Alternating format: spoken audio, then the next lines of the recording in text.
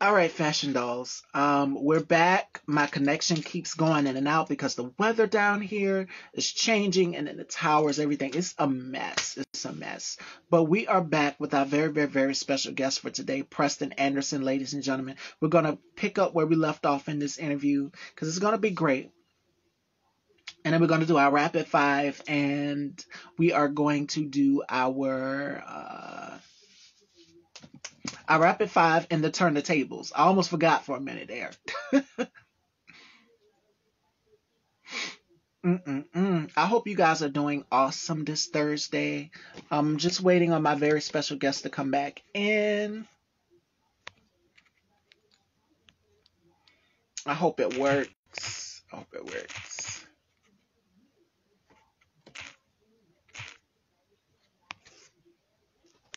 There we go.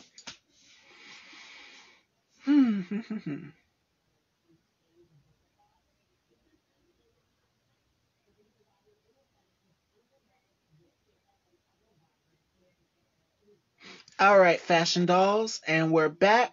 Let me add Preston back so that we can continue this interview.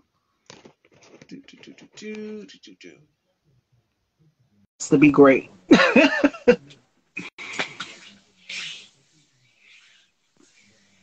All right, we're back. All right, yes, you were telling me some of your musical influences. You started off with Sam Cooke. Yeah, so I would say definitely, probably the most. That was probably who I like, whose voice I fell in love with first growing up. It would be Sam Cooke. From there, I would probably say like my favorite singers of all time. I think my top singer of all time is probably Ella Fitzgerald. I love her voice. I love her styling. So yeah, Nat King Cole, Donny Hathaway. It's wild, right? Because it's like I would not necessarily say that if I were to sing, you could actually hear the influence that their influences on my voice. Um,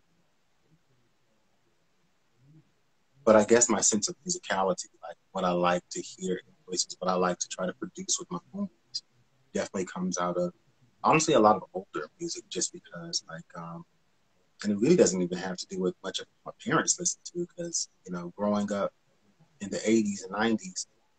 My parents listened to a lot of 80s and 90s music, but like I was really enthralled with music from like the 40s, or black music from like the 40s, the 50s, and the 60s. That's where I got so much of my musical understanding. Just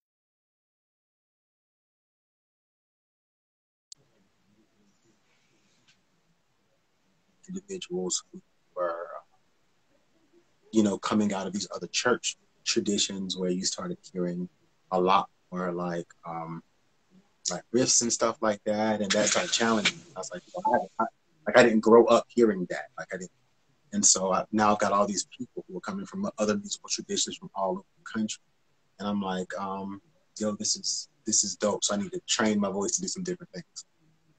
Okay, a very eclectic eye and taste for music, 40s music, and Ella Fitzgerald.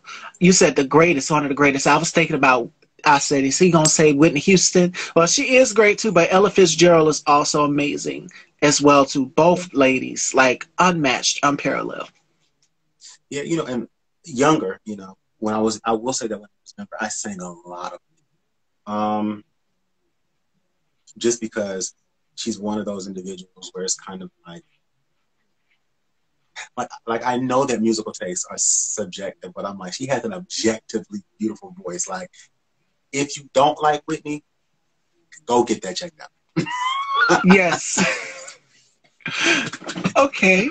So acting wise, who are some of your acting influences as well too? So that has been something that I've started studying more recently. If I were to say people that I like, not only that I look at how they do what they do, but I listen to everything they say about what they do. It would be first of all, first and foremost, Viola Davis. Um, I don't think. I mean, like I know people call her the Black Meryl Streep, but I'm like Meryl could never. Like Viola Davis is quite literally probably the she's the goddess of acting on earth. Like, and I think to me too, the thing that I love about her,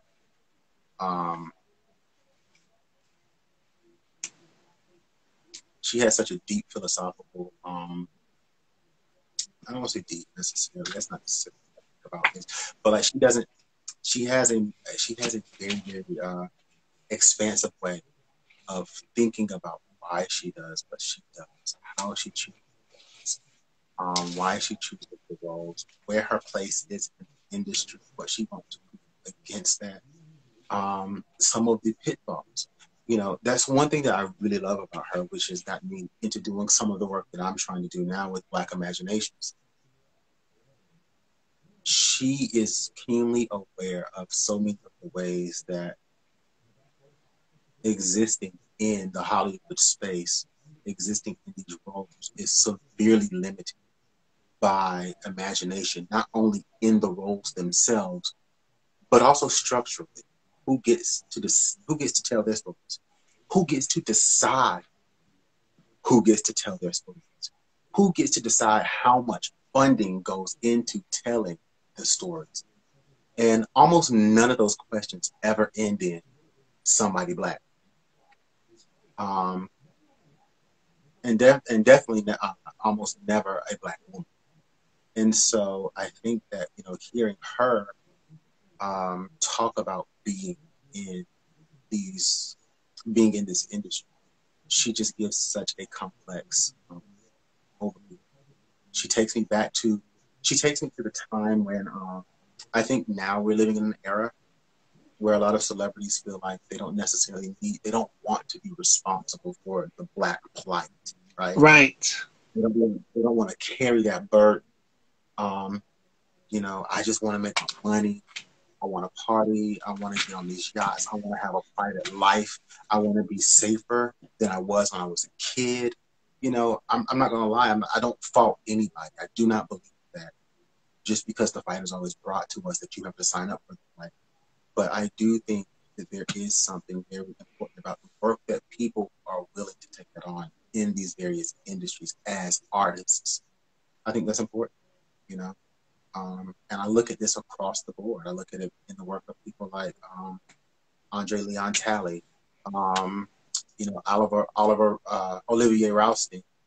You know, when I'm looking at people in fashion, when I'm looking at people in,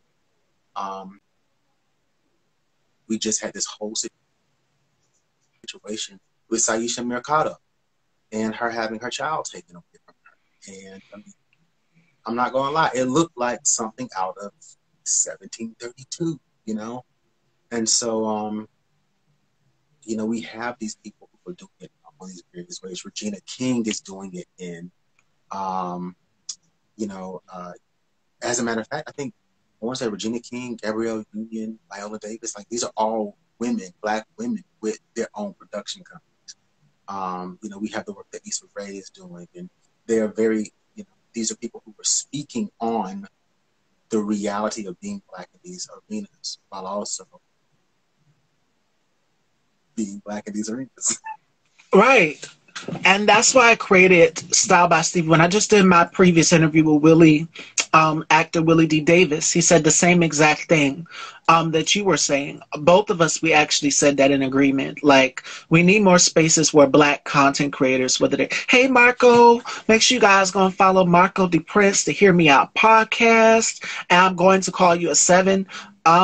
Listen. We need platforms that are speaking out more on the Black experience, because we know that there's definitely an issue with diversity in the Hollywood entertainment industry. And even on the award shows, like this year, what was trending? Hashtag Oscars so white. Hashtag Emmys so white. You know, you barely see any Black winners. Like, you only see one spot of brown in all of these categories of non-Black actors and actresses. So I'm so glad that you spoke about that, because that was going to be my next question for you. Like, what were your thoughts on diversity in Hollywood? And shout outs to Taraji P. Henson. When she did an interview, she said there's so many multifacets of what diversity is. It's not just this ethnicity, skin color. It's ageism in Hollywood. It's so many other things. Sexism is another thing, for women, and not just for women, but sometimes it's for men as well too. But we live in an industry where it's like, okay, if you're black, we don't care about your talent. You're with the rest of them. We don't care about that. Exactly. And you know, it's a couple of things that people said really, like, gosh, they really got me thinking about. So like, just maybe last week, I launched a platform called, I call it Voodoo Monkey Fit. And it's really a place for us to really push the boundaries of the Black imagination through looking at stuff like art, the culture that we produce. Because I'm also thinking about why it is also often that we're trying to get the Tonys, we're trying to get the Emmys, we're trying to get the Academy Awards. But you know, I'm also thinking about like seeing us do what we do, where we do. There is nothing that is comparable to it. So even if you took the best white actress or the best white actor and then you put them up against, you know, a Kimberly Elise, a Viola Davis, it's not comparable. The stories are not the same. What we have to, the experiences that we have to bring to it are not the same. They are, to me, this makes our art exist in a whole different arena. I even look at this in the sports arena, right? Like this year, we saw so much anti-Blackness leading up to and during the Olympics. And so I'm like, I wish we could just start the Sis and Bro Olympics, like just like something that honors how we do what we do. Because you figure Simone Biles has like three or four different like moves named after her, because like she's the first person to execute successfully publicly, and they punish her, you know. So you know, sometimes what I really think about is what would happen if we start pulling out, if we stop looking for the validation, you know. And granted, we have to have the systems and structures to support that, because a lot of times people go for the Oscars and they go for the Tonys and stuff like that because that means that you can get paid, you know, later on. And I'm all about people securing their bag, you know, but you know, today we're dealing with the Suns, some basketball team, I believe, you know, saying racist things. Like, what happens if we just decide, let's pull the hell out? You know, let's not do this. Let's not give any of their stuff any attention. Because let's be real, Black attention alone makes things go. I mean, we are the creators of virality. And so these are ways that we need to start looking at possibly using our abilities, our power, but we've got to recognize that first. You know, we talk about money all the time, and money is a way of influence and power, but so is our attention. And that's something that we can control, whether we've got a lot of money or not. Absolutely. 100%. 100%. And the thing about it is, we have platforms that represent us, the NAACP and the BET Awards. And Rihanna said something in one of her interviews. She said, I love talking to Black media.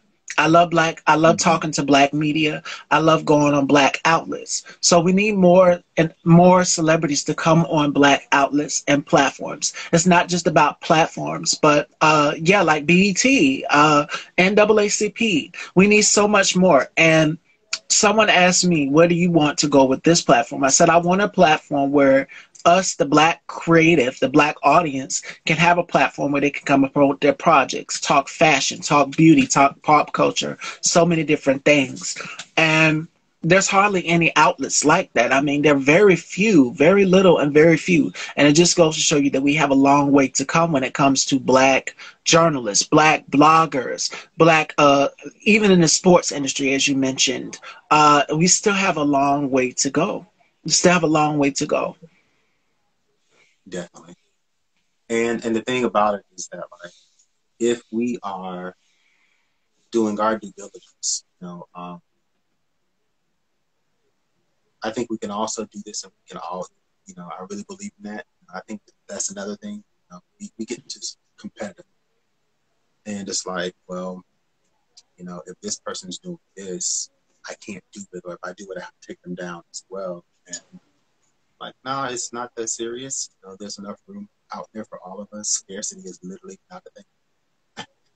And so, I look at myself. Look at how many people I may go to and look at their videos for a specific thing. Like, I need to figure out how to moisturize my hair in the wintertime.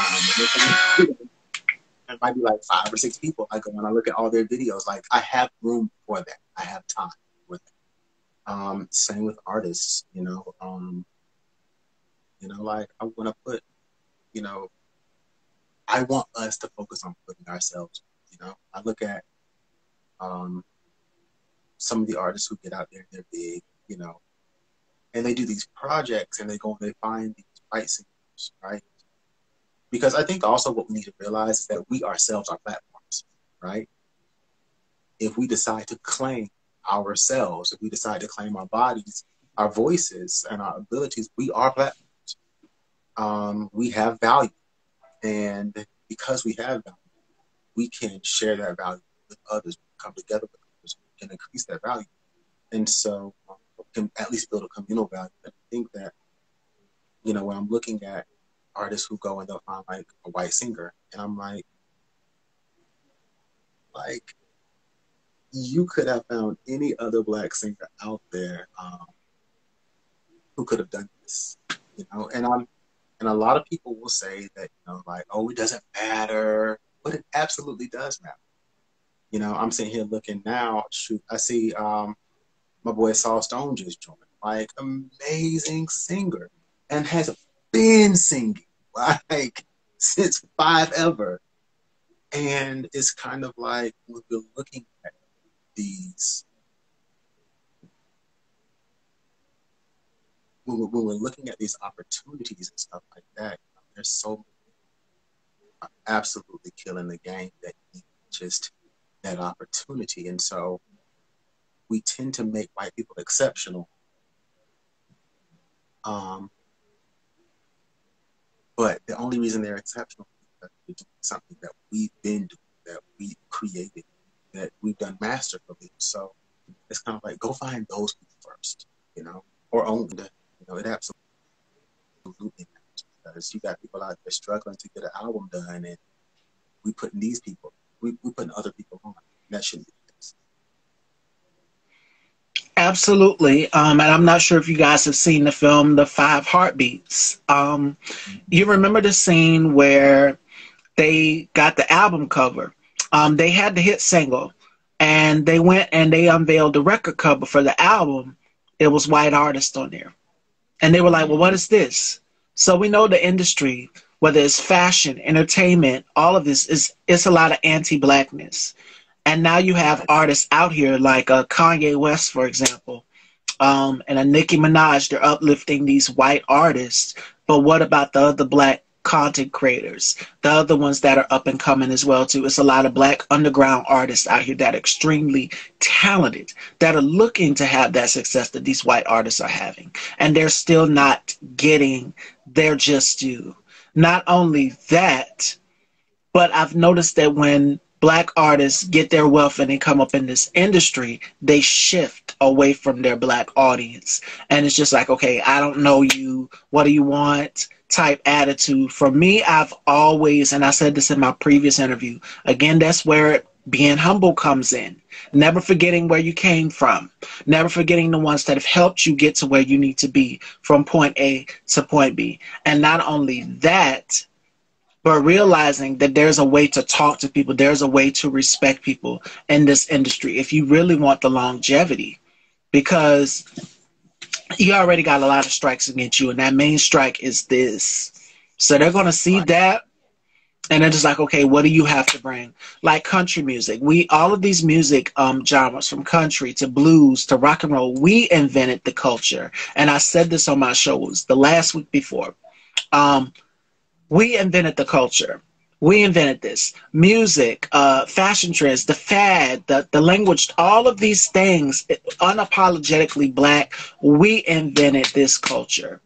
So whenever we speak out or say that this is ours or take credit for it, then you've got the non-blacks wanting to take credit for it. Let's just call a spade here. Black content creators, musicians, actresses, actors, etc. do not get the same credit as their non-black counterparts do. So, right. And the thing is, like, that's how it works, right? So this is why, I don't know. I don't think it's so controversial to say more, because I think more of us are coming into a sort of consciousness about what not anti-blackness actually is. But this is why, like, I tell people all the time, like, you'll see these posts going around, especially this time, right? Thanksgiving coming up, whatever. And yes, people talking about black people culturally appropriate. And I'm like, that's not something that we need to worry about. Like, now, am I going to say that black people can disrespect other cultures? We absolutely. But culturally appropriating, that to me is a structural impossibility, just because when we look at certain things, right? So, for instance, if I were to wear a kimono, people would say, oh, you're disrespecting Japanese culture. That's Japanese. As a matter of fact, I think I read somewhere that in order to be considered as being properly dressed in a kimono, you have to go to somebody who is certified in dressing. So we understand that, right? We understand, the headdresses and stuff like that to be Native American. But if I say hip hop, if I say jazz, oh, that's everybody's. Any and everybody gets to participate in it any way they want to. They don't have to pay homage to the history. They don't have to pay homage to the people who were talking about real stuff in order to come into this. Right? Like, when's the last time you heard somebody say, all these white and Korean and Japanese and Native American artists need to back down. They need to sit down because they're culturally appropriate. Culture, they are engaging in cultural appropriation. You really don't hear that often, unless someone is black face or they're changing their hair or whatever. It's almost like when it comes to what comes out of us, hip hop and jazz. I'm listening to all these jazz artists coming out of Japan. I'm listening to all these people singing R&B, and I'm like, wow, like, it's really thought of as that if black people make it, it's for everybody. It can be taken. And this is what we see. And so, like, now I'm looking at this whole genre of alternative R&B that's popping up, and I'm looking at this on Spotify. And it's a list full of, like, non-black artists, mostly white. And I'm like, really? Really? So this is how we lose R&B. And when it comes to us, it's always about inclusion and diversity. And I'm like, we're literally the people who created everybody else on the planet. How much more diverse can you get outside of us? You know what I'm saying? Like, there is so much diversity just within us. And so, yeah, I'm not brought, when it comes to the ways that we, which is why, I spoke earlier about our attention, when it comes to the ways that we protect our cultural, intellectual manifestations and expressions, because this stuff is coming out of us. It's coming out of our bodies. And it's coming out of the experiences that we have because we have these bodies. And it's coming out of the brilliance that we have because we have these bodies. And so, we have to be protective of that. This is why I only big up Black people, and will only ever big up Black people. And if I start bigging up other people over Black people, especially, I want people to bring the hammer down on me, drag me for filth, grab me by my upper mandible, and yank me all through the streets. Hold me accountable. And that's how it should be. All of us as content creators, as individuals, we have to support each other's craft, each other's projects, because the sources to us are limited. We know how this industry is, and they only look for that, and that sells. Right. So, all right, Fashion Dolls. My next question to you is, film-wise, what genres of film do you see yourself working on in the future? Like romance, comedy, what would be one of your favorite genres to work on? Horror. Gotta be horror. Like, I'm such a horror movie junkie. I don't think I would personally be good at romance. And like in a romance, just because like my ideas of romance are very different from like some like really frilly, flowery stuff that like people get into romance. I'm like, I think dramas would be cool. Comedy, I don't know. Like, once again, even a lot of the comedy that I tend to have a taste for is much older comedy. My website Voodoo Monkey Foot is named from the fact that I used to listen to a lot of Richard Pryor in college, and he has this skit that he does in one of his stand-ups. He's talking about this comedian named he's talking about this woman named Miss Rudolph, and she's a root woman, and he says that she got one of the lines, and she got a 3-leg, she got a monkey foot around her neck, and a 3-legged monkey that fuck with everybody but her. And so me and my best friend, we used to go around and say, when weird things would happen, we would say, "Ooh, voodoo monkey foot." And so eventually that came, like, that was one of our things between us. And so so that's why I ended up naming that thing. But so that's why, saying all that to say that I watch a lot of other comedy. So I'm not sure if I will be able to carry the comedy today. So yeah, I think horror though. I just love horror as a genre. I love ghosts and spirits and all that kind of stuff. And so I think that would be hell of a cool. Okay. All right, so is there any actors or actresses in the future that you would like to work with? What would be your dream team? Who will be your dream collaboration of who you would like to work with? I think it would be incredibly intense to work with somebody like a Samuel Jackson. Someone that I think is an amazing actress, who in some ways reminds me a lot of Cicely Tyson. I think it would be amazing to work with Kimberly Elise. Of course, Viola Davis, but I don't know. I probably couldn't even be on. I probably couldn't even be on set.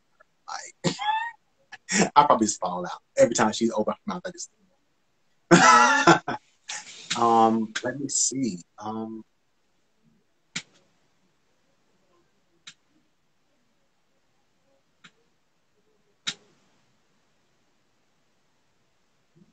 Hmm.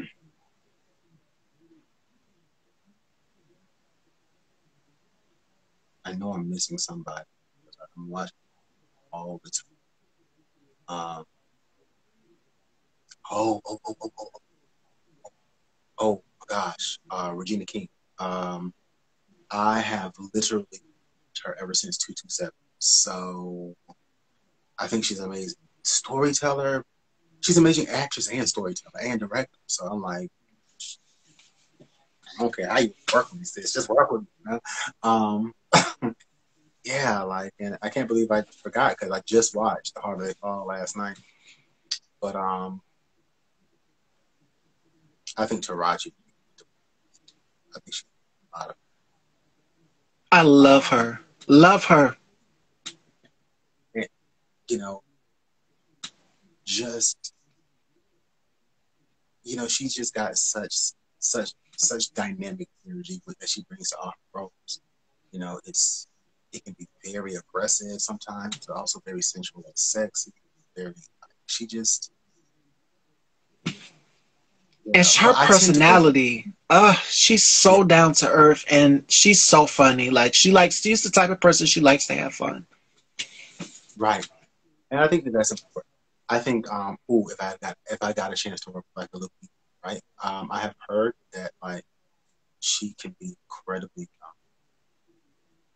like she's so incredibly devoted to her craft on set, that quite literally she became a completely different individual, not only on camera, but off the camera when she was doing Us. Um, and I mean, like, she had devoted herself so much to that character that she literally had to go and do, I think it's called Vipassana, where she was silent for 10 days to like detox the role out of her. Like she had embodied it that much. Um,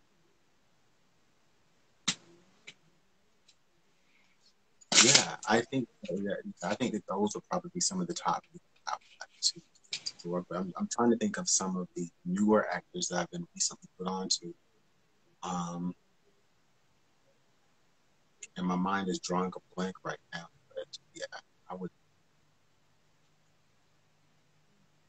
But we gonna put a heart and a star beside Regina King. Okay, we got Hmm. She's incredible. She's incredible and a one of a kind. All right. So with everything that's been going on with this pandemic, we noticed that a lot of directors, producers, musicians, everything has been sort of put on hold. And everybody's just like, oh my God, we didn't expect this to come. Everybody just lost hope. So what keeps you grounded? What keeps you happy? Who or what influences you to keep going? family. I have a strong community, and I'm so blessed for that. You know, um, I mean, like as we speak, right? So I like me, my partner, my sister, and my nephew. We all live in one house, right? Like literally right across the street is my parents' house. Um, and so yeah, it's been family. Um, I think also part of it has been a sort of validation that I have gotten in this time. Um, and I hate to say this, but for the longest time here in Colombia, I have been trying to talk to artists. Hey, we need to create something more sustainable for artists. We need to create something that means that we don't have to gig 5 and 6 times a day just to make it, or that we don't have to go um, into the theater communities here and make pennies. How can we build something sustainable? I have literally been saying that ever since I moved back here about 10 years ago from Atlanta. And everybody wanted to go for the quick money. They want to go for the $500 gig when I'm sitting here thinking, yeah, can we get to the point where we're making $5,000 a gig? Um, and when the pandemic hit, a lot of people's income got cut. Now I've always done that. We're a family of entrepreneurs. So I work for my mother's businesses, my father's business, and my own. And so, we have these other things to kind of keep feeding us. Backup plans, yes. you know. But but this is the thing. That's the thing about sustainability, right? Like you have to have other ways to support yourself because you know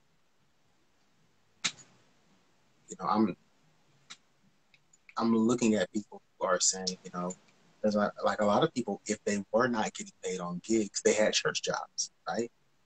But church is closed too. So now they don't have a need for the church musicians, right? We're seeing people who are getting paid by theaters and stuff like that. Well, that's drying up too because nobody's can come to the theaters and the actors can't even get together to put on a play. People try creative things here or there, but it's not the same watching a play virtually or watching it with a bunch of people in a bunch of different places on different screens. Yes. So, I've seen people try those things, and one, we don't have the technology. We don't have the technology for it yet. I think the pandemic has started forcing us to develop that. Be creative. Right. And but this is the thing, right? A pandemic should not have had to come for us to be creative as creators. Like we should have been thinking about other ways to bring our art to people, other ways to sustain ourselves. Everybody talks about like starving artists. And I'm like, that literally should not be a thing.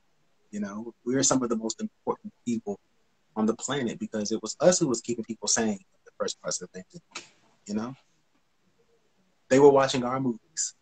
They were listening to our music. They were watching our commentary on, and listening to our jokes on YouTube or Vimeo, Facebook or Instagram or whatever else. It was us literally keeping people alive out there, And so we have to do better about ourselves, by ourselves, as far as creating networks and structures that will allow us to support ourselves even when some of the opportunities run dry. Absolutely. 100%. 100%. All right, Fashion Dolls, it is about that time. We are going to do 2 games before we conclude this interview with Preston. This is such a groundbreaking interview. We talked about all things Black and unapologetically, which is what I've been saying all week. So, the first game we're going to play is called the Rapid 5, and Preston has to tell us 5 things that he can't live without. And then the next game is going to be Turn the Tables, where my guest gets to ask me questions, uncensored, unfiltered. So stay tuned. All right. So, Preston, what are 5 things that you can't live without? It would be my family. It would be my cell phone.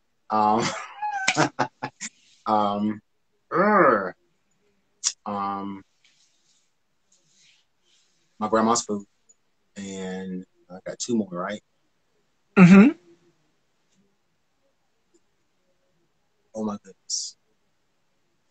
Tequila and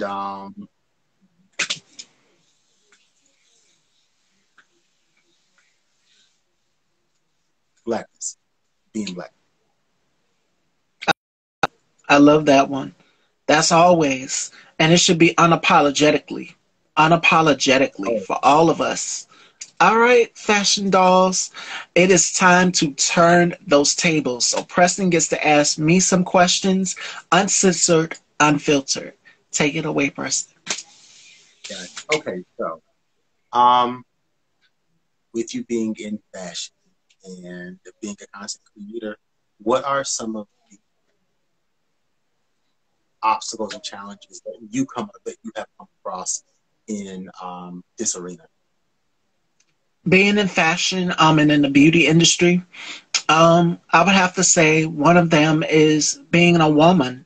Being a woman, let me take that back. Being Black and being a woman, we know that how the fashion industry, even on the modeling aspect of it, we've seen Naomi Campbell and so many supermodels speak out on the lack of diversity on when they're going to casting calls, and the certain designers only wanting what, two models, or certain agencies only wanting two models. We're going to stop you there. I was reading in Essence magazine where literally if you go into a casting call, you're a black woman and you go into a casting call, they only want a certain amount of black models. So thank God that times have changed now to 2021, where you're seeing models of all shapes and sizes, and not just that, but black models more on the runways for these luxury fashion houses, because we know how anti-black this industry, fashion industry, entertainment business, beauty industry is, but black content creators again are still succeeding. So those are some of the challenges that I face. Another challenge is being a part of the LGBTQ community as a trans black woman, and still having to fight all of these obstacles of patriarchy, misogyny, and so much more, but still getting the respect from my black straight male counterparts. They've gained a newfound respect for me. They know I don't tolerate the disrespect. They know I stand up for what is right. They know that I am outspoken and that I'm not like other people, because there's, so many. I say the LGBTQ community, we're so multifaceted. We're versatile. As so many of us, we're so creative in so many different ways. So to be able to showcase that along with so many other things and so many different point of views, it's been a blessing. But that would definitely be the main obstacle, being black. Got you. What do you think about, or how do you think about being in fashion and being in fashion and beauty and being in South Carolina? It's been difficult. It's definitely been difficult, but everyone knows that this is something that I've wanted to do since I was in high school, all the way up until middle school. Like, I've loved fashion. And my assistant principal, every day she would come in, the morning time, she would bring me a big, thick issue of Vogue magazine and Harper's Bazaar, and I would just be flipping through the pages, tearing things out like, oh my God, I want this outfit. I want to wear something like this. And to now be able to see it come full circle, intuition, and develop your own sense of style. And not only that, but confidence and attitude. I'm happy. I'm in a place because fashion is comfort. It's comfort for me. Looking at beautiful imagery. Even decades I wasn't even born in, like the 80s or the 70s, just going back in time. And my mom would be like, oh, I remember women used to wear that. I remember people used to wear that or dress like that. And a lot of these styles are coming back. So that's my comfort. But other than that, I love it. But, I want to continue to not lose my mission, and my message is to continue to break ground barriers for people in the LGBTQ community, and not just that, but for black fashion designers in general. Gotcha. So, favorite designers or styles? I love couture fashion. And I know a lot of people will be like, oh, you're too over the top and dramatic, but that's my personality though. I love exaggeration. I love standing out. Like, I'm 5'7", 200 pounds, tall, curvaceous. So I love to stand out. I love prints and patterns. One of my favorite designers would be Terry Mugler. And what I love about Terry Mugler is the fact that he is able to take insects and space creatures and caricatures and make these women, these women would literally look like goddesses walking down the runway. Willow Smith did a commercial with him, and to see her in the commercial wearing one of his designs, the makeup, the hair, everything, I said, oh yes, this is definitely 80s Mugler. But he's changed his image so much. But I love how festive and just, he's on a whole nother world. I can't even describe his designs, but that one right there. And of course, Olivier Rousteing, as you mentioned, Balmain. So yeah. Definitely. Yeah. Who have been some of your greatest supporters? Like, just right around you.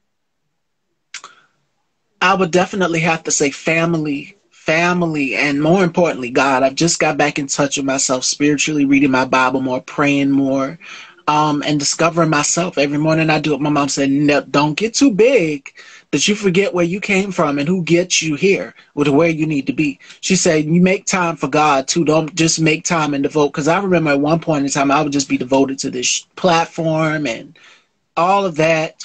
But she said, make sure you find time for God too, because he's got you to where you at. And he can put you in a position you never expect before. The tables will turn on you. Gotcha. I'm trying to.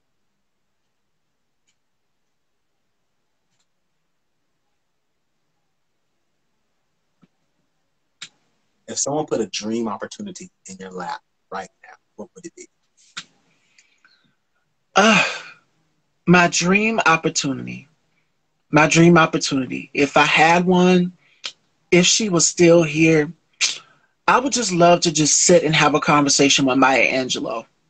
That would be my dream opportunity, because I'm a firm believer of wisdom and just encouragement and getting guidance, seeking guidance. You're never too old to seek that. You're never too old to get advice from your elders. And I always go to my grandmother, my mom for advice. You know, sometimes I try to handle things on my own as an adult now, but I'm just like, okay, how do you feel about this? Even when it comes to some decisions that I have to make on this platform, I talked to my mom and she was like, well, you know, whatever your heart feels, you follow your heart, you know, just make sure you make the right choice. So, yeah. Right. And that wisdom piece is so amazing. And it's funny because you went to my Angela, because I was actually going to ask you if there was anybody, you know, dead or alive, that you would speak to, you know, who it might be.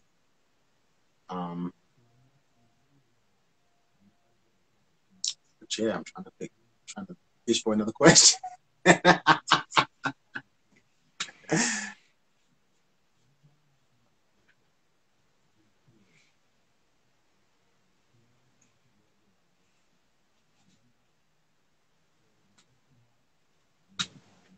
5 of your favorite things. 5 of my favorite things. 5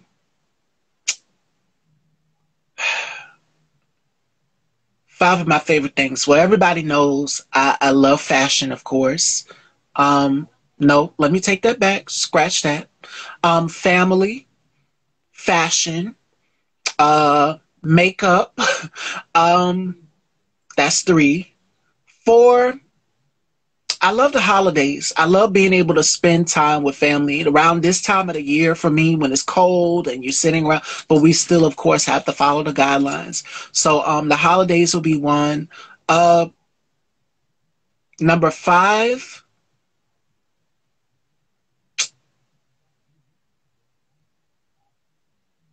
shopping. I love to shop. I love to shop. I had to think it was going to come out sooner or later. Wow, see, we're opposed to that because I hate shopping. But yeah, that's what's up. That's what's up. So favorite stores. Favorite stores. I love going to TJ Maxx. I'm never too big for that. I love going to, me and my cousin, we're both beauty junkies, so there's never a moment you won't catch us in an Ulta or Sephora. Number 3, my favorite clothing stores, Forever 21. I love Forever 21. Number 4, ooh, I love, is a candle, Yankee Candle. I love the smell of candles. Anything that brings something to the soul is what I love. So that's number 4.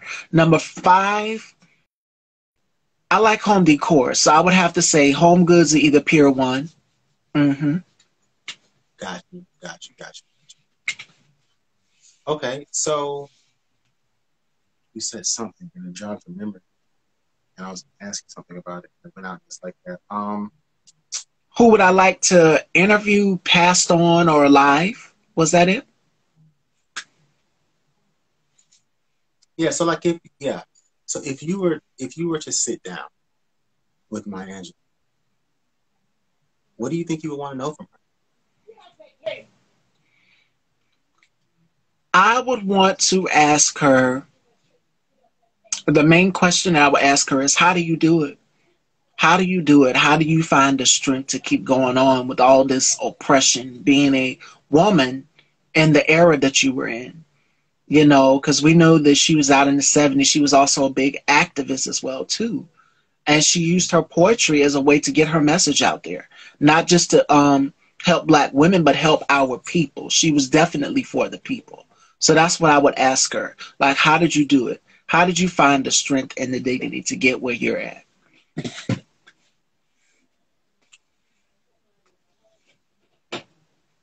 This is piggybacking off of that.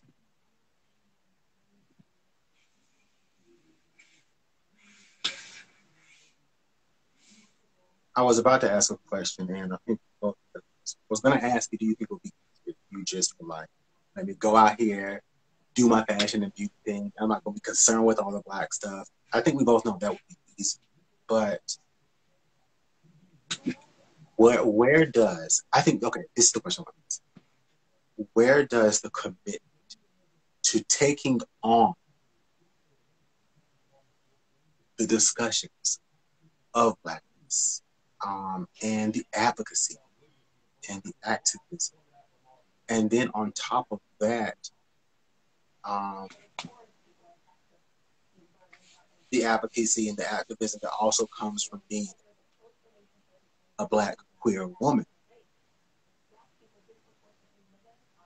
when so many people they just like, they be like, bump all that. I'm not gonna, I'm just gonna go out here and secure my bag. What makes you decide to say, I'm still gonna take up these causes? The reason why I do what I do is because I know that we are the most oppressed, we are the most marginalized, and there are voices out here that do the same thing that I do, and I can't speak for how they do theirs. I know how I do mine's, but I know for me, I do it because we're so, some of us are so voiceless in the Black community, and there needs to be somebody to be like, okay, sit back, I got you. There needs to be somebody that's going to be like, okay, I'm speaking for all of us because I want all of us to have rights. I want all of us to win and be great together because we know that they're trying to keep us oppressed. We know that they don't want us to have what they have. They don't want us to win and be great either. So there needs to be somebody out there. So that's why I do what I do. And that is so amazing. And I thank you for it. I think that's so beautiful because you're absolutely right. Like, whether we choose to engage the fight or not, it's here. It's here. Yeah, I think that's all I have. All right, fashion dolls, that is the turn the table segment. This was just an phenomenal interview. And I'm glad that I got to speak with you on things like this because I talk about this a lot on my show here, even with some of my guest co-hosts as well as my co-host Johnny. Shout outs to him. Is there any words that you would love to leave to your audience, your followers? Is there any encouraging words or wisdom that you would like to leave with your followers? Jeff, I would say to my people out there, Black or our diasporans,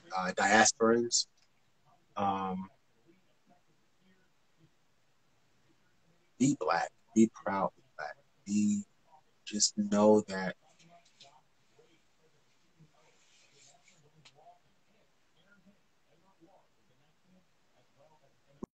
stuff like they're Black, being erased. But what I want you to remember is that the future is actually wherever Black people are at. Wherever we exist, that's what the future is. And so just stand up in that. And Black first always. That's right. All right. To let you know, let your followers know where they can follow you, where they can find you, any upcoming projects or anything. Definitely so. My handle on here is at lockadoodledoo because I used to have locks. I don't anymore. But also follow me at Voodoo Monkey Foot, and that's actually VUDOOMUNKYFUT.